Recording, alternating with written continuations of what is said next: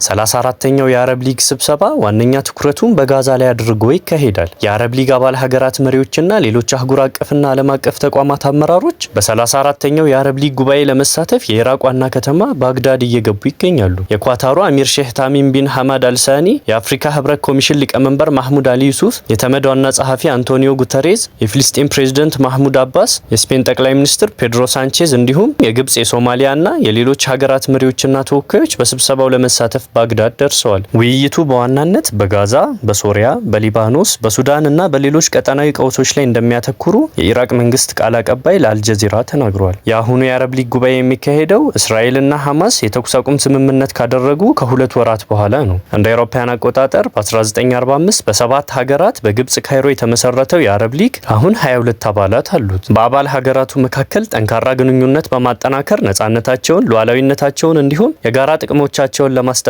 አብሮ መስራት የሊጉ ዋነኛ ዓላማ ነው።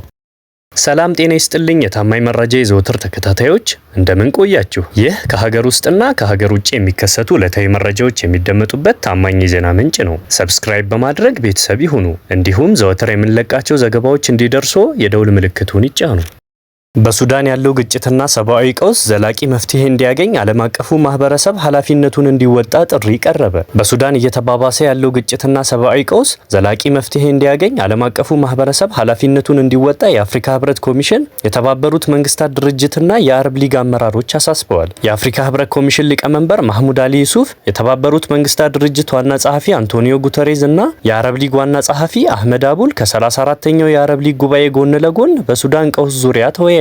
አመራሮቹ በሱዳን ለ2 ዓመታት የዘለቀው የፖለቲካ ቀውስ አሳሳቢ መሆኑን አንስተው ቀውሱ ዘላቂ መፍትሄ እንዲያገኝና ሰብአዊ እርዳታ ተደራሽ እንዲሆን ዓለም አቀፉ ማህበረሰብ አፋጣኝ ምላሽ እንዲሰጥ ጠይቀዋል። በሱዳን ሰላም ለማስፈን ዘላቂ የተኩስ አቁም ስምምነት ማድረግ አስፈላጊ መሆኑንም መሪዎቹ ጠቁመዋል። ከአፍሪካ ህብረት ኮሚሽን ባገኘነው መረጃ መሰረት የሶስቱም ተቋማት አመራሮች ለሱዳን ሉዓላዊነት፣ ነጻነትና የግዛት አንድነት መጠናከር እንዲሁም በሀገሪቱ ሰላማዊ እርቅ እውን እንዲሆን የተቀናጀ ድጋፍ ለማድረግ ቁርጠኛ ነን ብለዋል።